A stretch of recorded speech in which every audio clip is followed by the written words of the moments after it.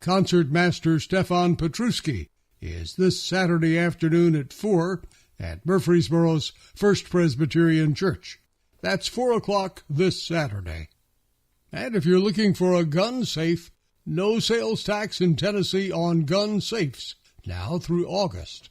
And those are WGNS Good Neighbor events. Money issues? There's someone local you can talk to. Financial Coaching Radio with certified financial planner Jason Qualls. Weekdays at 4 on News Radio WGNS. WGNS talks about all things local. It's Rutherford Issues with Brian Barrett. Weekday mornings at 10 on WGNS, AM, FM, and online. Rutherford Issues with Brian Barrett on FM 101.9 and AM 1450 Murfreesboro, FM 100.5 Smyrna, and streaming at WGNSradio.com. We are broadcasting from the Middle Tennessee Electric Studios. MTE's Sharing Change has now donated more than $11 million to local nonprofits assisting worthy causes in our community. MTE serving to make life better since 1936. Brent Carter with Rutherford County Emergency Medical Services joins us. EMS, every time I have an ambulance pass by and I'm on the shoulder, I think of you. That's quite a bit, and I'm glad you do think of me. It happened to me this morning. But, there's a lot of trucks on the road. We talked about it. Stay busy. Yeah, every time we talk, and, it's make way. Yeah, move to the right. Don't just stop in the middle. Yeah. Move to the right. That's what we got them horns and sirens for. Yes. Reminders. And let's see. I live 0.2 of a mile from Siegel High School, and so, I hear them barreling out there just about all the time. Truck stays pretty busy. real busy. On that side. You've brought a special guest this morning, haven't you? Yes, I did. I brought Jason Wood. He's one of our communication telecommunicators over there, dispatch, what we call them. You call 911, you're going to get Jason or one of the girls in there or another one of the guys. And figured, he could kind of give everybody kind of a little heads up on what to expect when you do dial 911 and what not to do when you dial 911 by accident, whatever, and take it right out of his mouth. Yeah. Well, that sounds good. I see the ambulance side and work with the ambulance side, and he's the one that watches our backs too. They watch our backs, make sure everything's safe for everybody on them trucks. So it's one of many areas that he has to work with, with EMS and all the different law enforcement agencies and all that kind of stuff. Tell you better than I can on all the agencies that he deals with. But like I said, the biggest part is he's getting that information to us and making sure that the ambulances are going to show up safe, And I guess for you all, too, kind of relays some information so you kind of have in your headspace what you're going into in terms of, is it a heart attack situation or whatnot? I'm not going to take his storm away from him, so I'm going to turn it over to Jason, so let him answer that. All right. You're just – he didn't want to talk today. No, I know. That's didn't. Fine. That's fine. When you dial 911, it's going to ring to the closest – law enforcement agency in Rutherford County. So it could be Murfreesboro Police, or it could be Rutherford County Sheriff's Office, Laverne, or Smyrna. And then our agency, we dispatch for EMS, but also for EMA and for fire in Rutherford County jurisdictions. Okay. So if you call 911 and need an ambulance, that law enforcement agency, PSAP, Public Service Answering Point, they're going to transfer that phone call to us. So when you dial, don't be surprised if your call is transferred.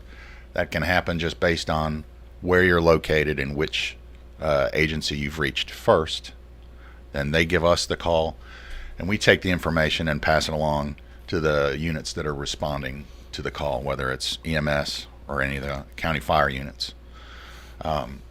We all have computers in our ambulances and in the police cars, sheriff's cars. So all the information that they're getting, they're sending it right over via computer. So we're getting it as they're typing it. As soon as we know the address and the nature of the call, it's sent and the units are notified and they're already driving. That's one thing, is that people will call and they'll think, are you going to send somebody or not? Is somebody coming?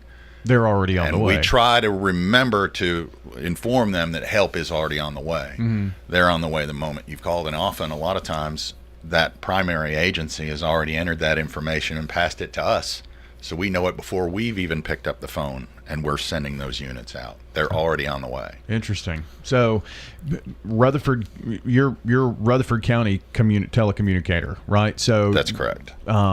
If you live in, rural Rockville, let's take for instance, that call's probably going to come to If you're anywhere in Rutherford County, the entire county, we're going to send EMS. We're sending the ambulance.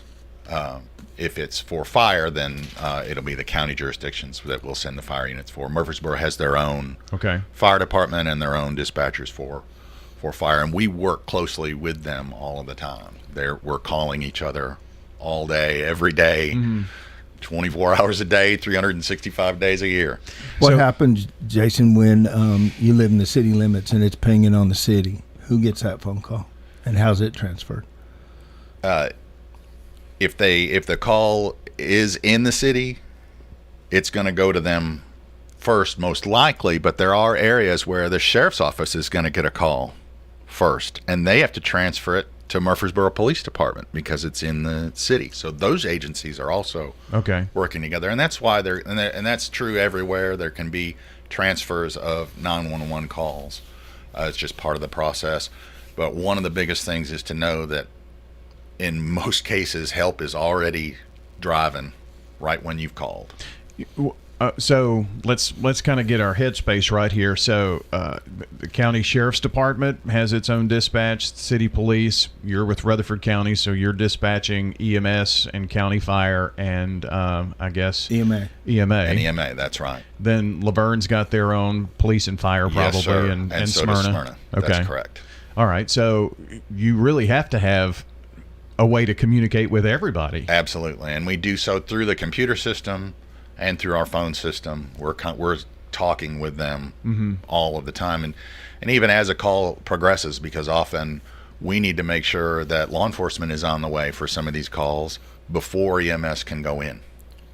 Makes sense. They have to verify that the scene is secure for the responders to go in there, because we don't want them to be exposed to any danger when they're walking into a call. And so you might have to tell EMS to hold off until police get there. That's right, and that can change in the middle of a call. Oh, yeah. We may be on the phone with somebody and then hear something even in the background and go, hey, make sure law enforcement is going to this, and then they'll do so. And we also work in the room. We're constantly talking to our partners in the room, and it's kind of its own unique dance in the room as we all discuss who's going where, and what's going on with each call.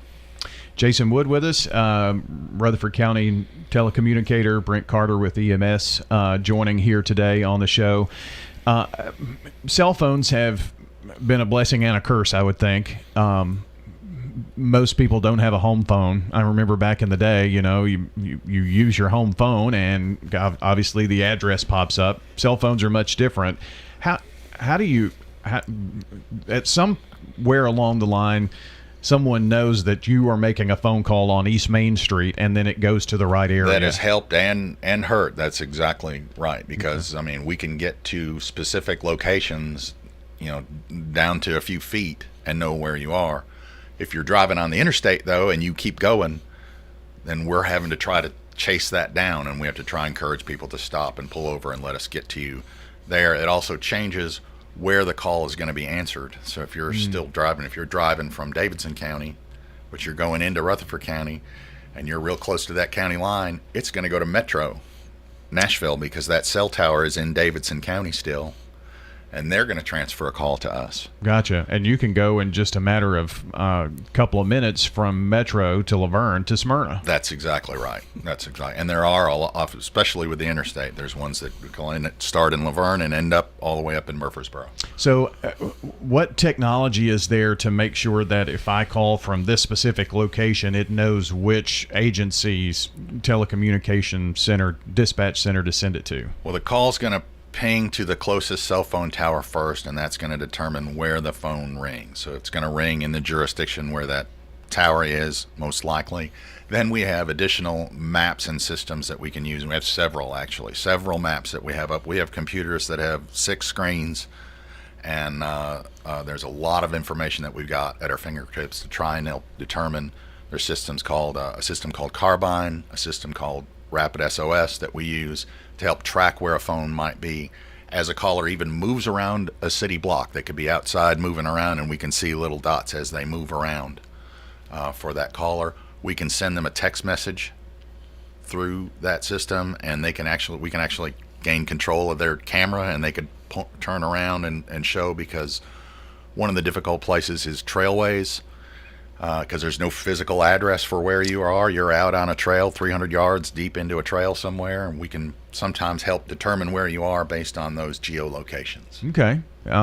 You mentioned the word text, and gosh, technology just changes so much in our business, and I guarantee in your business as well. And there's been an effort to maybe have texting 911 as a possibility. Do you see that in the future? It's being discussed and in the process of being implemented for Rutherford County now.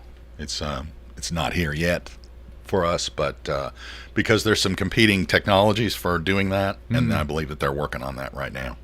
So we're going to see in the not too distant future the ability. And what will that do? Will that if there's a domestic situation and they can't call but they could quietly text, that kind of helps in that situation? Right. That's right. It can help with that, and we can do some of that now with the Carbine system, where we can send somebody a text if we suspect that they're not able to speak very much. We can say, I'm going to send you a text, and they can reply to that, and then we can now even chat with them through that system. It's just not a 911 originated text message at this point, but that's on the way. How long have you been a telecommunicator? I've actually only been doing it about 8 years. This is a second career for me. I was in video in Nashville for 25 years, but people don't need DVDs anymore. So I had to move on from that, and I Speaking found of this. Technology changes, right? That's exactly right. That's exactly right. It hit me big time. But I found this as a second career, and I love it. And our agency there is actually kind of a special agency, I believe. We're one of the few in the country that's, right now at least, knock on wood, fully staffed. There's a nationwide shortage of 911 telecommunicators. Most agencies in the country are not fully staffed. Just like first responders. Yeah, Pretty much all the first responders. Yeah. About They just about shuffle anything. around so much. But you have all got a good crew. We've but got I'm a sure good you've crew got a short. going right now. Yeah, we're almost fully staffed, but depends on which county's hiring and which county's paying more than we are. Yeah. So, Well, that makes a big difference for does. us to have them fully staffed, because when we're short trucks during a day, that makes it harder to juggle who's going where and whether we have a unit close enough to get to this call. So the fact that they've become much more fully staffed helps a lot. And I would think that this job, you can go from 0 to 100 in a millisecond, can't you? That's absolutely right. We could be having we call it the Q word. Because nobody dares to say the word quiet when you're in dispatch. But we could be having a quiet day, and then all of a sudden we could get, even just from one incident, you can get multiple We don't calls. do that on ambulances either. I bet you don't. We're like, we're going to eat lunch before we make that, or try to eat lunch. Yeah. And the 911 dispatchers, it can be a very stressful job too, can it? It certainly can. And I've actually gone through a peer support program for that, to try and be somebody that can be there for dispatchers as they need to talk about something. It's a stressful. I thought I knew what stress was from my previous life, just like I thought I knew what multitasking was. When I worked in the video business, I'd have 3, 4, 5 projects going on, and when they said, "Can you multitask?" I was like, "Oh yeah, I'm good with multitasking." I didn't know what multitasking was. These people that do this job, they're listening to the radio, they're on the phone, they're typing on the computer, and they're doing 5 or 6 things at one instant while they're talking to you on your 911 call. And they don't see a thing.